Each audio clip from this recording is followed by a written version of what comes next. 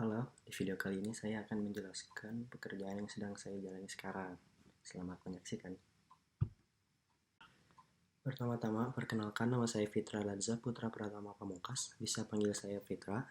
Aktivitas yang sedang saya lakukan selain melakukan kuliah, saya bekerja di PT Smooth Programming Outsourcing. Pekerjaan saya di sini sebagai web developer yang bertugas untuk membuat suatu website atau aplikasi yang dibutuhkan oleh klien atau membuat suatu produk untuk perusahaan itu sendiri. Kelebihan saya menurut saya pribadi yaitu aktif kepada pegawai lainnya. Pekerjaan mungkin tidak akan seterusnya ada, sehingga ada waktu kosong karena pekerjaan yang sudah beres.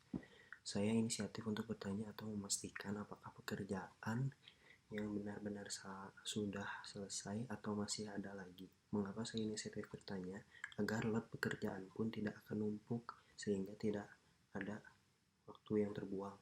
Seperti itu. Menyesuaikan diri kepada beberapa orang untuk bisa lebih akrab lagi. Jadi kayak gini, saya bekerja tidak hanya mencari uang, saya juga mencari teman. Kenapa? Karena dengan kita memiliki teman dekat di dalam perusahaan tersebut, kita juga bisa sharing tentang pengalaman apa yang sudah teman-teman dapat atau diri kita juga untuk yang sudah didapat, sehingga kita bisa saling bertukar cerita. Tidak hanya itu, kita juga bisa memperluas relasi pertemanan kita. Seperti itu. Bekerja keras, semua pegawai harus memiliki sifat ini. Kenapa? Karena kita juga harus bisa mencapai target kita untuk bisa berkembang lebih baik lagi. Bertanggung jawab juga merupakan sifat yang saya miliki, karena ketika kita melakukan kesalahan, kita harus berani menyelesaikan masalah tersebut agar tidak semakin panjang masalahnya. Jadi bertanggung jawab kalau dalam pekerjaan saya seperti misalkan dalam hari Senin ini pekerjaan itu harus beres pada hari Senin, juga Senin sore. Tetapi Senin sore masih belum beres sedangkan deadline-nya hari Selasa, maka saya meneruskan pekerjaan saya di atas jam bekerja seperti malam hari mungkin atau sebagainya, seperti itu. Kekurangan saya menurut saya pribadi yaitu bagaimana saya menyelesaikan suatu masalah secara teknis. Kayak misalkan ketika saya menemukan flow yang dimana harus saya selesaikan tetapi tidak tahu bagaimana caranya. Ketika saya research tentang masalah yang dihadapi, saya masih harus mencari beberapa sumber lain untuk bisa dipahami. Ketika saya sedang melakukan research tentang apa yang seharusnya saya dapatkan, saya mengalami kesulitan kembali, yaitu kayak misalkan di internet banyaknya forum atau sumber-sumber informasi atau cara menyelesaikan masalah dengan bahasa Inggris. Nah, kelemahan saya itu yaitu bahasa Inggris itu tersebut. Saya tidak bisa lancar dalam memahami bahasa Inggris seperti itu, sehingga perlu waktu untuk bisa mencerna si informasi itu.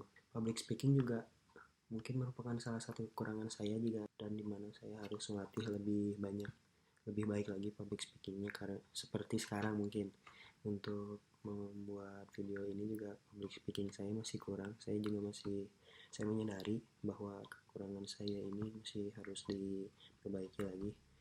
Nah, mungkin ini merupakan salah satu contohnya. Kepemimpinan juga bisa salah satu kekurangan saya dalam mengambil keputusan ketika sedang mengalami klien pun merupakan salah satu kekurangan saya gitu. Dari beberapa kelebihan dan kekurangan yang sudah saya jelasin pada sebelumnya, saya menyikapinya dengan cara introspeksi diri, memperbaiki diri untuk bisa menjadi lebih baik lagi dan bisa berkembang pada suatu saat nanti. Nah, yang sedang saya alami sekarang, bagaimana caranya saya supaya mendapatkan motivasi untuk bisa berkembang lebih baik lagi untuk menutupi kekurangan saya dan mempertahankan kelebihan saya. Itu yang paling sulit untuk saya latih sekarang, seperti itu. Ada beberapa hal yang tidak saya pahami ketika berkomunikasi untuk beberapa orang yang kurang jelas dalam menjelaskan suatu hal, sehingga membuat saya kebingungan dan harus berkonsultasi kepada atasan saya untuk menindaklanjuti apa yang harus dilakukan agar tidak terjadi miskomunikasi seperti itu. Jadi kayak misalkan apa yang dijelaskan kepada teman saya dan saya menangkapnya seperti apa dan terjadi miskomunikasi sehingga menyebabkan suatu masalah kecil.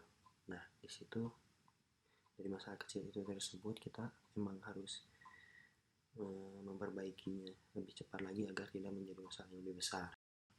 Sekian dari penjelasan yang saya sampaikan. Semoga di video kali ini kalian bisa mendapatkan positifnya dan bisa memahami apa yang saya alami di perusahaan ini selama bekerja. Selamat tinggal.